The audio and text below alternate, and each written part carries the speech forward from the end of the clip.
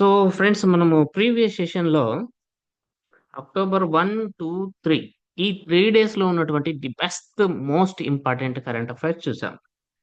Continue చేసుకుంటున్నాం. నేను as promised earlier మీకు ఈ మంత్ 25థ్ కల్లా ఏ ఒక్క కరెంట్ అఫైర్ కూడా ఉంచను. అలా అని క్వాలిటీలో కాంప్రమైజ్ అయ్యేదే లేదు. ఈ కరెంట్ అఫైర్స్ నుంచి రేపొద్దున ఎగ్జామినర్ గనుక కరెంట్ అఫైర్స్ నుంచి టార్గెట్ చేస్తే ఈ ఇన్‌స్టిట్యూట్ చేసినంత మేలు మీకు ఏ ఇన్‌స్టిట్యూట్ చేసుండదు. 100% గ్యారంటీ. ఎందుకంటే మార్చి 1, 2024 నుంచి డే వైస్ కరెంట్ అఫైర్ చేసుకుంటూ వచ్చాము. పీడీఎఫ్ ఇచ్చాము. చదువుకోవడానికి వీలుగా ఉండాలని చెప్పి పీడీఎఫ్ ఇచ్చాము. ఆ పీడీఎఫ్‌ని ఎక్స్‌ప్లెయిన్ చేశాం.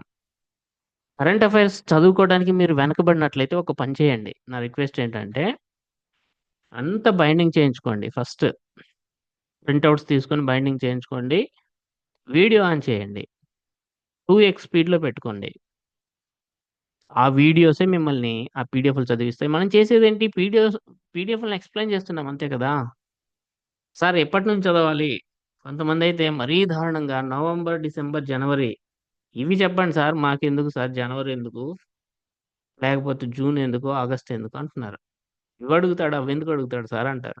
వాళ్ళంతట వాళ్ళు నిర్ణయించుకుంటున్నారు. ఈవెన్ 15 మార్కుల క్వెషన్ పేపర్‌లో కూడా వాళ్ళు మార్చి వరకు వెళ్లి అడిగిన సందర్భాలు మొన్న టీఎస్‌పీఎస్సీలో కూడా చూసాం. 15 మార్కుల క్వెషన్స్‌కి. రేపొద్దున మీకు 75 మార్క్స్ క్వెషన్స్ రావాలి. మరి వెనక్కెళ్తారు. కనీసం 1 ఇయర్ బ్యాకెళ్లి చదువుకోవటం శ్రేయస్కరము. 1 ఇయర్ కూడా వెళ్ళనవసరం లేదు. మార్చి 1, 2024 నుంచి మన యాప్‌లు అందుబాటులో ఉన్నాయి. కరెంట్ అఫైర్స్ అవి చదువుకోమన్నా గాని బద్ధకిస్తున్నారు. అది ప్రాబ్లమ్ అవుతది. దయచేసి పీడీఎఫ్‌లు, వీడియోస్ అన్నీ మీకు ఈ మంత్ 25థ్ లోపల మనకు హార్డ్‌లీ ఒక 2 మంత్స్ పెండింగ్ ఉన్నాయి. అక్కడక్కడ అవి క్లియర్ చేసేస్తాం. సో, ఉపయోగించుకోండి. Every day current affairs sessions అయితే ఉంటాయి. ఇదే టైంకుంటాయి దాదాపుగా. మార్నింగ్ పూట మనకు పెండింగ్ ఉన్నటువంటి కోర్ సబ్జెక్ట్స్ ఫినిష్ చేసుకుందాం. షెడ్యూల్ ఫాలో అవ్వండి. టెస్టులు రాయండి. ది బెస్ట్ రిజల్ట్ ఆశించండి. సరే ఫ్రెండ్స్. ఫస్ట్ కరెంట్ అఫైర్ ఈరోజు Indo Pacific regional dialogue. Defence టెక్నాలజీకి సంబంధించి లేదా డిఫెన్స్ కోఆపరేషన్‌కి సంబంధించి అంతర్జాతీయ సంస్థలతోటి మన దేశము ఏ విధమైన సహకారాన్ని కలిగి ఉంది అనే యాంగిల్‌లో దీన్ని మనం అర్థం చేసుకోవాలి. ఇండో పసిఫిక్ రీజనల్ డైలాగ్ 2024 ప్రశ్న అడిగేందుకు అవకాశం ఎక్కువగా ఉంది.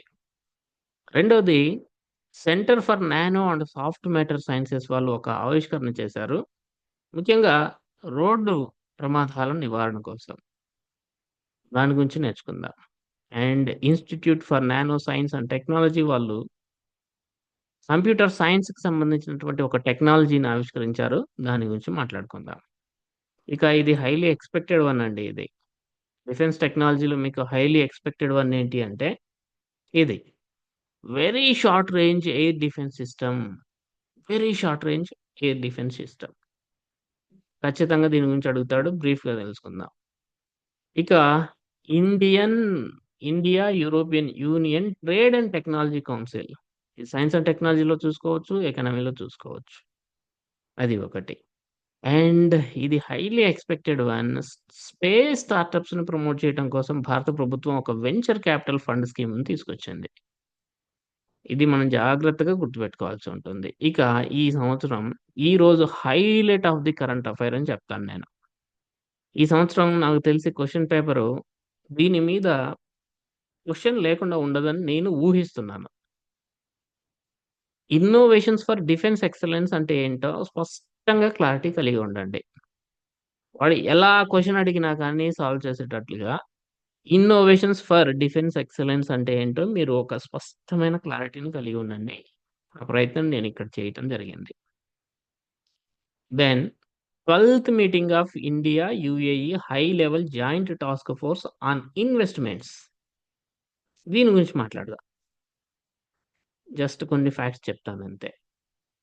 అండ్ కొన్ని క్విక్ ఫ్యాక్ట్స్ చెప్పేసి ముగిస్తాను. క్విక్ ఫ్యాక్ట్స్ కూడా చాలా ఇంపార్టెంట్. సపోజ్ మీకు పీఏబీలో సుర్దా మైన్ అన్నాడు.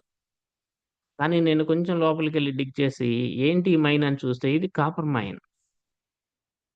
ఎక్కడుంది అనేది తెలుసుకోవాలి. India's one of the oldest copper mine అట ఇది. ఎక్కడుంది? ఎవరు ఆపరేట్ చేస్తున్నారు? ఇంకొకటి చూడండి ఇక్కడ అహ్మదాబాద్ డిస్ట్రిక్ట్ కోఆపరేటివ్ బ్యాంక్ అనేది దేశంలోనే highest profit making district cooperative bank అట.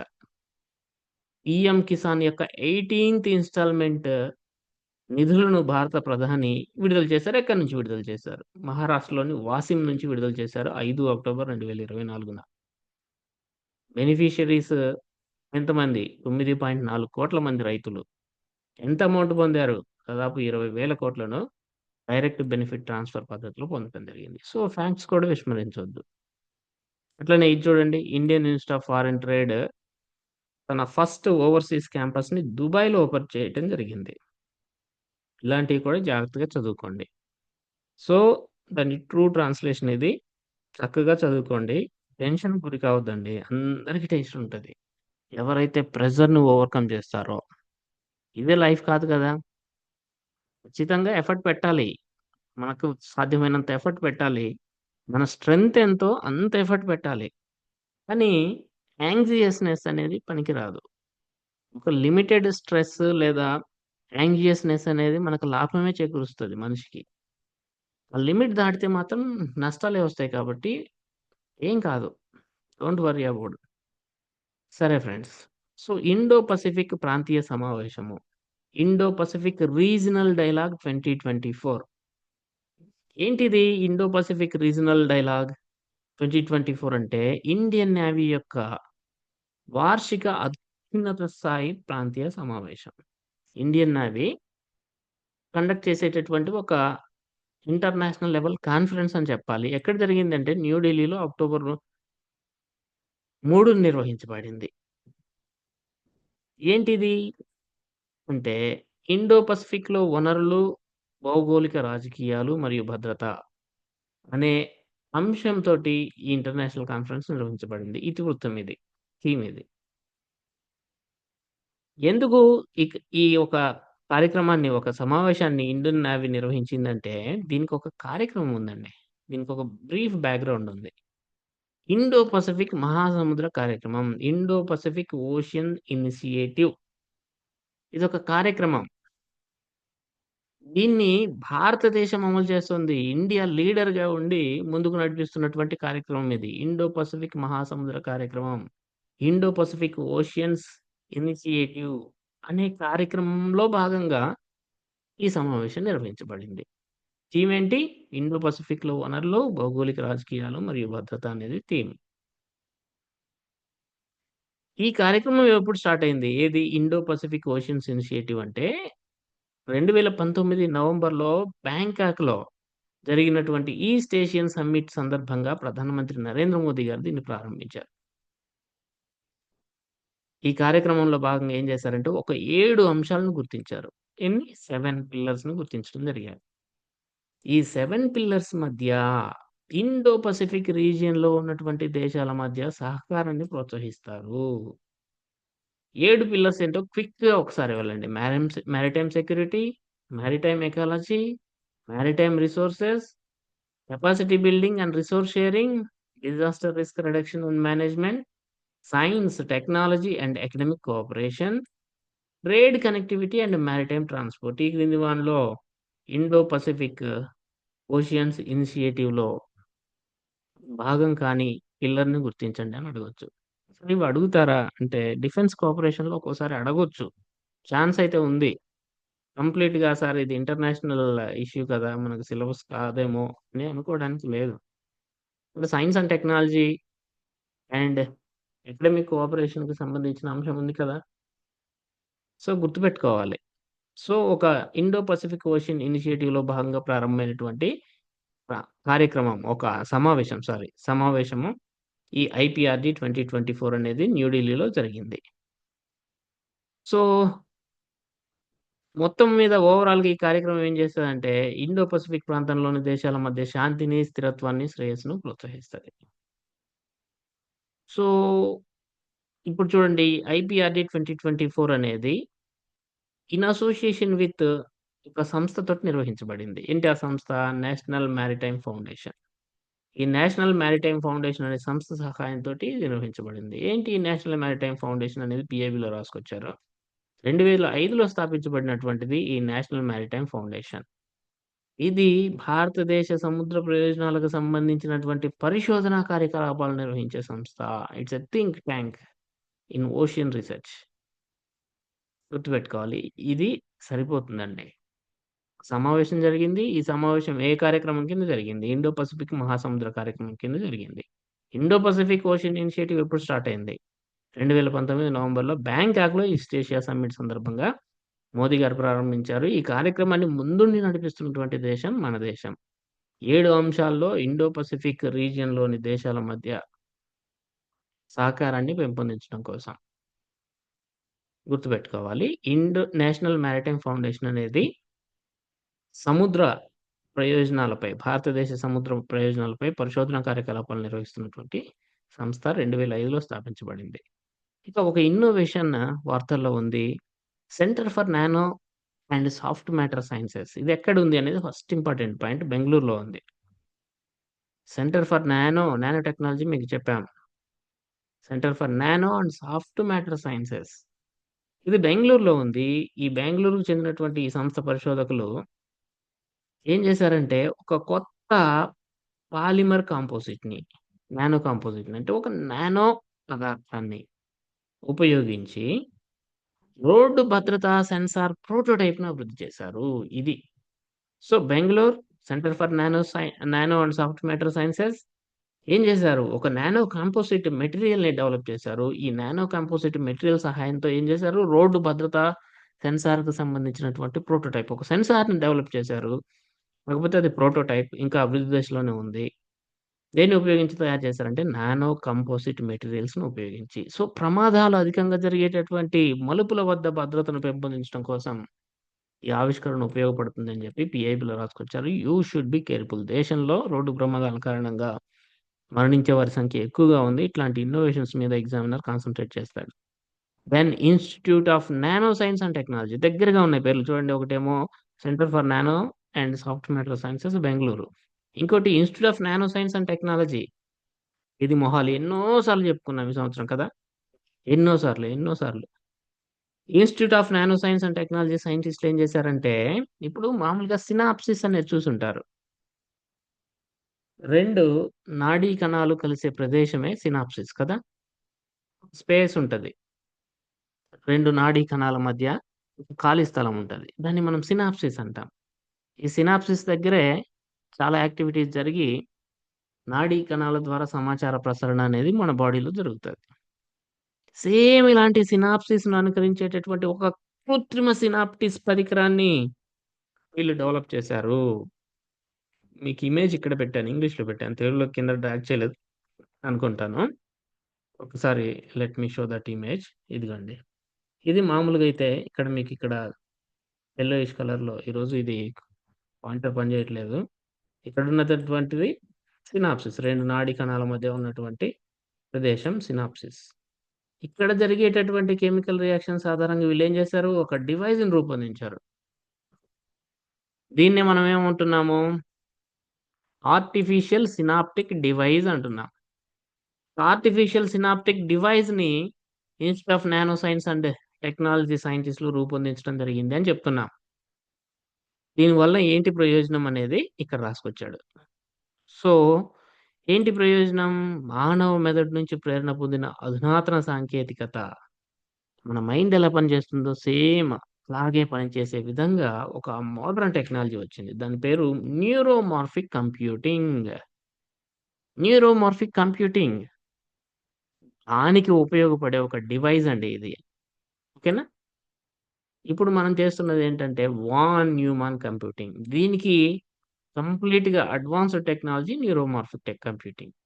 ఈ వాన్ న్యూమాన్ కంప్యూటింగ్ టెక్నాలజీలో ప్రాబ్లమ్ ఏంటంటే ఇది మెమరీని, కంప్యూటేషన్‌ని వేరు చేస్తది. దానివల్ల కొంత ఇనెఫిషియన్సీ అనేది ఉంటది. దాన్ని అధిగమించడం కోసం ఇది ఉపయోగపడుతుందని రాసుకొచ్చారు. You please remember this.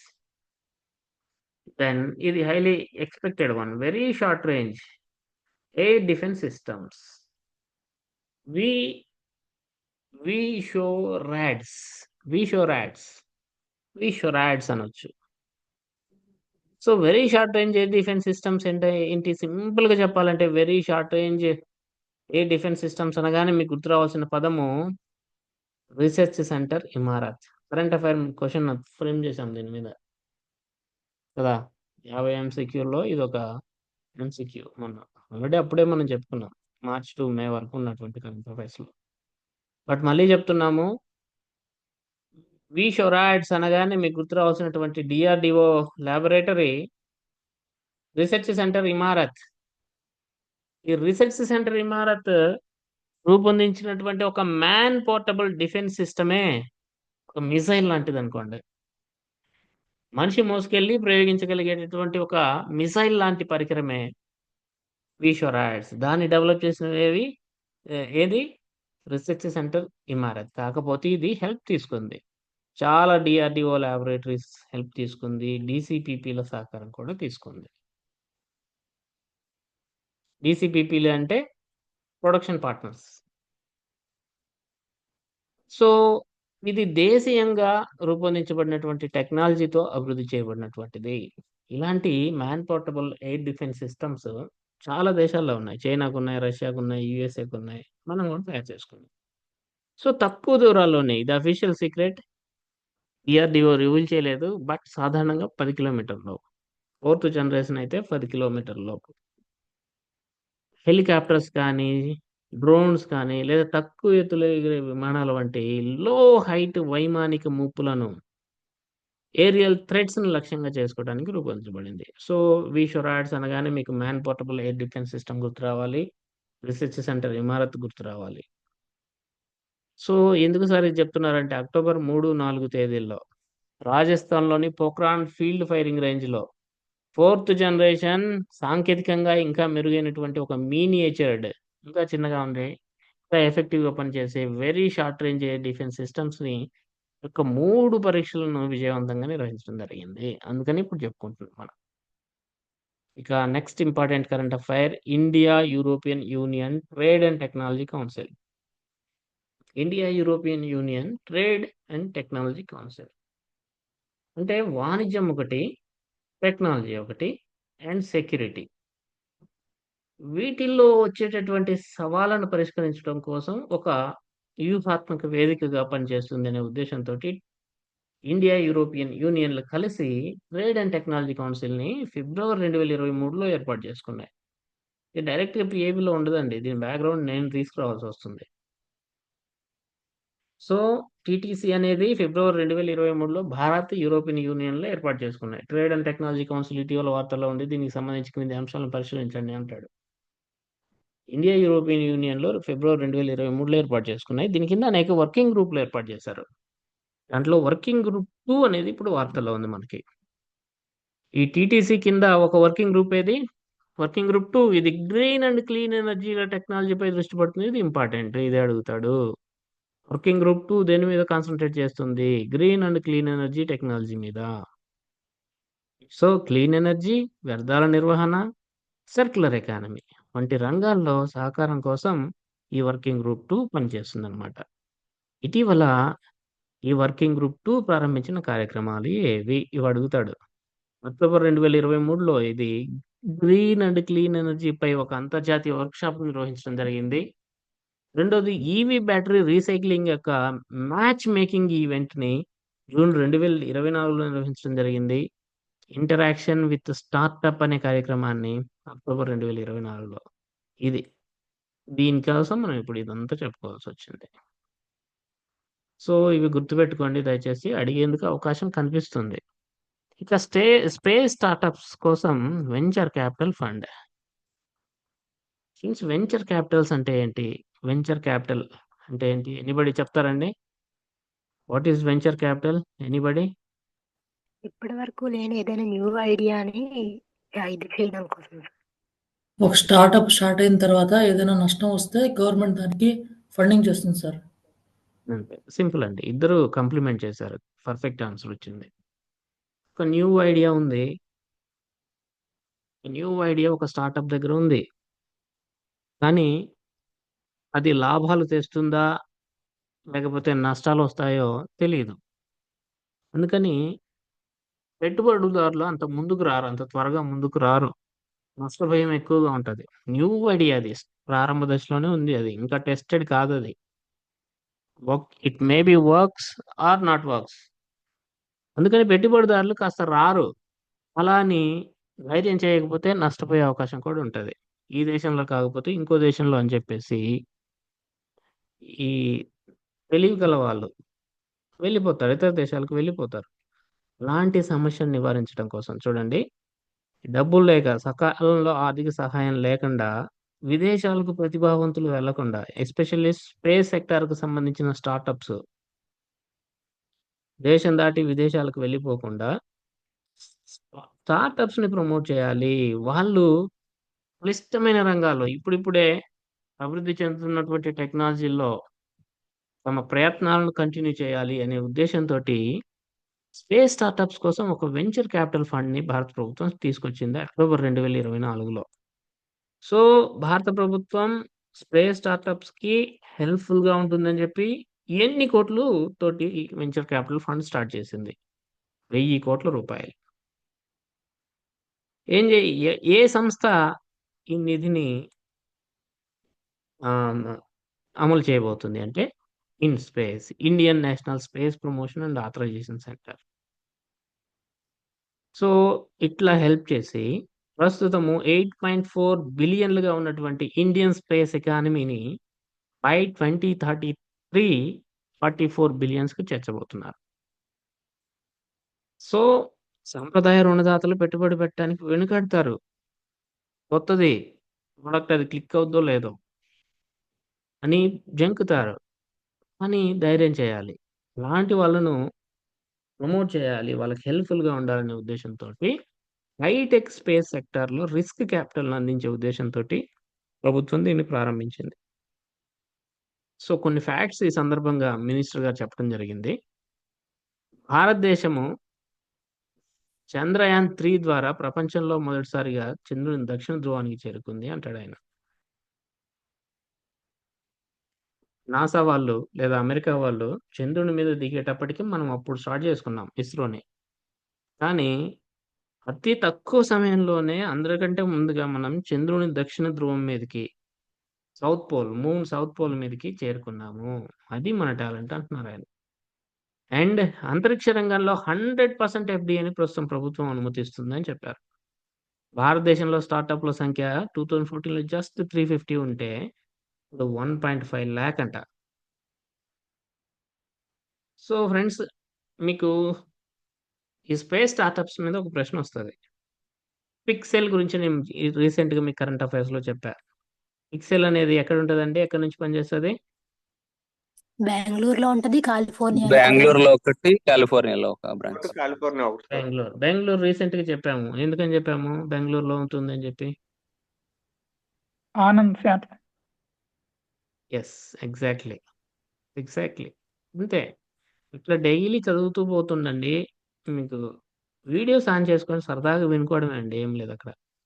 సరే. భారతదేశపు మొట్టమొదటి ప్రైవేట్ రాకెట్ గురించి కూడా ఆయన మాట్లాడారు. విక్రమ్ ఎస్. దీని గురించి మనం మాట్లాడుకుందాం. దెన్ ఇక హైలైట్ ఆఫ్ ది డే. దీని మీద మీకు ప్రశ్న రాకుండా ఉండదు. జాగ్రత్తగా గుర్తుపెట్టుకోండి. దీన్ని కొంచెం జాగ్రత్తగా నేర్చుకోవాలి. ఏంటిది ఇన్నోవేషన్ ఫర్ డిఫెన్స్ ఎక్సలెన్స్ ఐడెక్స్ అనేది ఏంటి అంటే ఇదొక కార్యక్రమం అండి. సింపుల్‌గా చెప్పాలంటే ఇట్స్ ఒక పథకము లేదా ఇనిషియేటివ్. ఎవరు ప్రారంభించారు? రక్షణ మంత్రిత్వ శాఖ 2018లో ప్రారంభించింది. ఏ ఉద్దేశంతో ప్రారంభించింది అంటే ఇప్పుడు రక్షణ రంగము అంటే త్రివిధ దళాలు. Indian army, navy, air force. వీళ్ళకి చాలా సమస్యలు ఎదురవుతా ఉంటాయి. ఈ సమస్యలకి టెక్నాలజీ ద్వారా అధిగమించడం కోసం ఈ టెక్నాలాజికల్ ప్రొడక్ట్స్‌ని డెవలప్ చేయటానికి స్టార్టప్‌లను, ఎంఎస్ఎంఈలను, ఆవిష్కర్తలను ప్రోత్సహించడం కోసం ప్రారంభించబడినటువంటి ఒక ఇనిషియేటివ్ ఆర్ కార్యక్రమం ఎప్పుడు ప్రారంభించబడింది? 2018లో ప్రారంభించబడింది. రక్షణ రంగ సవాళ్లను సాంకేతికత ద్వారా అధిగమించటం కోసం అవసరమైన ప్రొడక్ట్స్‌ని డెవలప్ చేయటం కోసం స్టార్టప్స్‌కి, ఎంఎస్ఎంఈలకి, ఆవిష్కర్తలకి ఫండింగ్‌నిస్తారు ఈ కార్యక్రమం ద్వారా. కార్యక్రమం అంటే ఎవరో ఒకళ్ళు స్టార్ట్ చేయాలి. ఎవరు స్టార్ట్ చేశారు అంటే బాగా గుర్తుపెట్టుకోండి. డిఫెన్స్ ఇన్నోవేషన్ ఆర్గనైజేషన్ డిఐఓ అనే సంస్థ ఈ కార్యక్రమాన్ని అమలు చేస్తోంది. ఓకేనా? సింపుల్. ఈ సంస్థను ఎవరు ఏర్పాటు చేశారంటే 2 పబ్లిక్ సెక్టార్ అండర్‌టేకింగ్స్. ఒకటి హిందుస్థాన్ ఏరోనాటిక్స్ లిమిటెడ్, రెండోది భారత్ ఎలక్ట్రానిక్స్ లిమిటెడ్ అనే 2 డిఫెన్స్ పబ్లిక్ సెక్టార్ అండర్‌టేకింగ్స్ దీన్ని ఏర్పాటు చేశాయి. సో, డిఫెన్స్ ఇన్నోవేషన్ ఐడెక్స్ అనేది ఒక కార్యక్రమం. ఎవరు ఈ కార్యక్రమాన్ని అమలు చేస్తున్నారంటే డిఫెన్స్ ఇన్నోవేషన్ ఆర్గనైజేషన్. దీన్ని ఏర్పాటు చేసినవి 2 ప్రభుత్వ రంగ సంస్థలు. అయితే ఇప్పుడు వార్తల్లో డెఫ్ కనెక్ట్ 4.0 అనేది ఉంది. ఈ డెఫ్ కనెక్ట్ 4.0 అనేది ఒక సమావేశం ఫ్రెండ్స్, అంతే ఇది. ఒక సమావేశం, ఒక మీటింగ్. ఎక్కడ జరిగింది అంటే అక్టోబర్ 7, 2024 ఢిల్లీలో రాజ్‌నాథ్ సింగ్ గారు దీన్ని ప్రారంభించారు. ఐ థింక్ 7 4 చూడాలండి. నేను చెక్ చేస్తాను. కరెక్ట్ డేట్ ఇస్తాను. ఇదొక సమావేశం. దేనికి సంబంధించిన సమావేశం అంటే ఈ కార్యక్రమానికి సంబంధించిన సమావేశం. ఐడెక్స్‌కి సంబంధించిన సమావేశం. ఏంటి ముఖ్యాంశాలు ఏంటి? సమావేశంలో ఏం నిర్ణయాలు తీసుకున్నారంటే అతిథి 2.0ను ప్రారంభించారు. ఎన్నో సార్లు చెప్పాను అతిథి గురించి. నాకు తెలిసి 3, 4 సార్లు చెప్పుంటాను. మీకు ఈసారి అతిథి ఖచ్చితంగా వస్తది. ఐడెక్స్‌లో ఒక ఉప పథకమే అతిథి. ఐడెక్స్ కార్యక్రమంలో భాగంగా డిఐఓ వాళ్ళు ప్రారంభించిన ఇంకొక ఉప పథకం అతిథి. ఐడెక్స్ కింద ప్రారంభమైన పథకం ఇది. రక్షణ రంగ సమస్యలను ఏం చేస్తారంటే, అయ్యా మాకు ఈ ప్రాబ్లమ్స్ ఉన్నాయి. ఇలాంటి మీటింగ్‌లు పెట్టి డెఫ్ కనెక్ట్ 4.0 అలాంటి మీటింగ్స్ పెట్టి మాకు ఈ ప్రాబ్లమ్స్ ఉన్నాయి. Now the Indian army or navy air force is facing the following problems. So you please show the solutions. టెక్నాలజికల్‌గా మీరు ఈ సమస్యలకి పరిష్కారాలు వెతకండి. అంత అవసరమైనటువంటి ప్రొడక్ట్స్‌ని తయారు చేయండి అని చెప్పి స్టార్టప్‌లకు కొన్ని ఛాలెంజెస్ ఇస్తారు. ఈ అతిథి 2.0లో భాగంగా ఇచ్చినటువంటి ఛాలెంజెస్ ఎన్ని అంటే 19 ఛాలెంజెస్‌ని ఇచ్చారు. విజేతలకు ఏం చేస్తారంటే ఈ అతిథి స్కీమ్ కింద 25 క్రోర్స్ వరకి గ్రాంట్స్ ఇస్తారు. 25 క్రోర్స్ వరకి. అంతేకాకుండా ఈ డెఫ్ కనెక్ట్ 4.0లో ఇంకో కార్యక్రమం కూడా ప్రారంభమైంది. That is disc 12. డిస్క్ 12 అంటే ఏంటి? డిస్క్ అంటే ఇది డిఫెన్స్ ఇండియా స్టార్టప్ ఛాలెంజెస్. స్టార్టప్స్‌కి కొన్ని ప్రాబ్లమ్స్ ఇస్తారు. మాకు ఈ ప్రాబ్లమ్స్ ఉన్నాయి. You please solve the with technology అంటారు. ఎన్ని డిస్క్ 12లో ఎన్ని ఛాలెంజెస్ ఉన్నాయి అంటే 41. ఇక్కడ 19 అతిథి 2.0లో ఇక్కడ 41. ఓకేనా? You please remember this very very carefully. మీకు క్వెషన్ అడుగుతాడు. ఐడెక్స్ మీద ప్రశ్న ఉంటది. దెన్ పెట్టుబడుల మీద భారత్ మరియు యూఏఈలు ఒక high level joint task force యొక్క 12వ సమావేశాన్ని ఏర్పాటు చేస్తున్నారు. ఈ సమావేశం సందర్భంగా వచ్చినటువంటి కేవలం 3 లైన్‌లు మాత్రమే నేను ఇక్కడ ప్రెజెంట్ చేయడం జరిగింది. ఒకటి అబుదాబి ఇన్వెస్ట్‌మెంట్ అథారిటీ అనేది గిఫ్ట్ సిటీలో, గుజరాత్‌లోని గిఫ్ట్ సిటీలో ఒక అనుబంధ సంస్థను ఏర్పాటు చేయబోతుందట. రెండోది యూఏఈలో ఇన్వెస్ట్ ఇండియా కార్యాలయం ప్రారంభమైంది. మన కార్యాలయం అక్కడ. అండ్ మన యూపీఐ యూఏఈలో కూడా ఉంది. మనలాంటిదే. కానీ అది ఈ రెండిటిని ఇంటర్‌లింక్ చేయబోతున్నారట. సో దట్ 2 దేశాల మధ్య క్రాస్ బౌండరీ ట్రాన్సాక్షన్స్‌ని ఫెసిలిటేట్ చేయనున్నారు. సో అవండి main issues. You see the quick facts. ప్రధాన మంత్రి అక్టోబర్ 5, 2024న మహారాష్ట్రలోని వాసింలో పీఎం కిసాన్ యొక్క 18th ఇన్‌స్టాల్‌మెంట్‌ని విడుదల చేశారు. 20,000 క్రోర్స్‌కి పైగా ప్రత్యక్ష నగదు బదిలీ పద్ధతిలో 9.4 కోట్ల రైతులకు అందజేయడం జరిగింది. అహ్మదాబాద్ జిల్లా సహకార బ్యాంక్ అనేది దేశంలో అత్యధిక లాభాలను ఆర్జిస్తున్నటువంటి జిల్లా సహకార బ్యాంక్ అట. ఇక సుర్దా గని అనేది ఒక రాగి గని, కాపర్ మైన్. ఇది జార్ఖండ్‌లోని జంషెడ్పూర్ సమీపంలో తూర్పు సింగ్భంగ్ జిల్లాలో ఉంది. దేశంలో పురాతన రాగి గనుల్లో ఇదొకటి. ఇది కొంతకాలంగా ఇది ఆపేశారు దీనిలో కార్యకలాపాలు. మళ్ళీ రీసెంట్‌గా స్టార్ట్ చేశారు. అందుకని ఇది వార్తల్లో ఉంది. దీన్ని హిందుస్థాన్ కాపర్ లిమిటెడ్ నిర్వహిస్తుందట. ఇదొక ప్రభుత్వ రంగ సంస్థ. ఇక దుబాయ్‌లో తన మొదటి విదేశీ క్యాంపస్‌ని ప్రారంభించనున్నటువంటి Indian institute of foreign trade IIFT very prestigious institution అనేది గుర్తుపెట్టుకోవాలి. సో ఈ రకంగా క్విక్ ఫ్యాక్ట్స్ కూడా ఉన్నాయి. సో మీకు 25th లోపల మహా అంటే మంత్ ఎండింగ్ లోపల కొంచెం అటు ఇటు అవంతరాలు వస్తాయి. మీ కరెంట్ అఫైర్స్ అనేవి డే వైజ్ మీకు ముందుంటాయి, కళ్ళ ముందుంటాయి. వీడియోస్ ఉంటాయి. ఇంక చదవటానికి ప్రాబ్లమ్ ఏంటి? మార్చి 1 నుంచి మీరు టార్గెట్ చేయండి. బెస్ట్ రిజల్ట్ వస్తది. సార్ నవంబర్, డిసెంబర్ చదువుకొని వెళ్తాను. ఎగ్జామ్ అన్నారు మార్చి నుంచి లేకపోతే జూన్ నుంచే, జులై నుంచి అడిగితే ఏం చేస్తారు? హ్మ్. చాలా లాస్ అవుతారు. అది పద్ధతి కాదు. 75 మార్క్స్‌కి మీకు ప్రశ్నపత్రం వస్తది అని తెలిసి కూడా మీరు అంత కన్జర్వేటివ్ ధోరణిలో ఎళ్ళకూడదు. You should work hard. Utilize చేసుకోండి. వీడియోస్ హెల్ప్ తీసుకోండి. పీడీఎఫ్‌లు బైండింగ్ చేయించుకోండి. ప్రింట్ తీసుకోండి. వీడియోస్ ఆన్ చేయండి. అలా పేజీలు తిప్పుకుంటూ వెళ్ళిపోండి. మనం పీడీఎఫ్‌లే కదా ఎక్స్‌ప్లెయిన్ చేస్తున్నాము. నేనొకటి చెప్పి మీకు పీడీఎఫ్ ఒకటిస్తే ఇట్ వోంట్ వర్క్స్. లాభమే లేదు. Time waste. ఇవి బోర్డ్ మీద చెప్పాలంటే మీకు సుమారు గంటన్నర చెప్తారు. అవసరం లేదు కదా! 30 మినిట్స్‌లో అయిపోయింది కదా! ఇంకా 2x స్పీడ్‌లో పెట్టుకుంటే 15 మినిట్స్‌లోనే క్లోజ్ అవుతది కదా! సో, రేపు మనం ఇండియన్ బడ్జెట్ ఒరిజినల్ డాక్యుమెంట్‌ని డీకోడ్ చేసుకుందాం ఫ్రెండ్స్. ఇండియన్ బడ్జెట్ ఒరిజినల్ డాక్యుమెంట్‌ని డీకోడ్ చేసుకుందాం. సో దట్ మనకి ఇండియన్ ఎకానమీలో సెకండ్ యూనిట్ నుంచి మీకు ఖచ్చితంగా 20 మార్క్స్ వస్తాయి. 20 మార్క్స్‌లో కనీసం మన మెటీరియల్ చదివినోళ్ళకి గ్యారంటీకి 15 గ్యారంటీ వస్తాయి. సో, ఆ ఇండియన్ బడ్జెట్ అయిపోతే బీఓపీ చెప్పేస్తాను. బీఓపీ అయిపోగానే మీకు ఏపీ ఎకానమీ. కొంచెమే ఉంది ఏపీ ఎకానమీ. పాలిసీస్ ఉన్నాయి మెయిన్‌గా. ఇండియన్ అగ్రికల్చర్‌ని ఒక రేంజ్‌లో చెప్పుకున్నాం. అట్లనే ఫోర్త్ యూనిట్ కూడా చెప్పేసుకున్నాం. కేవలం సర్వీస్ సెక్టార్ అండ్ పాలిసీస్ ఉన్నాయి. సో, అది చెప్పడానికి నాకొక మేబీ 1 వీక్ పడుతుండొచ్చు.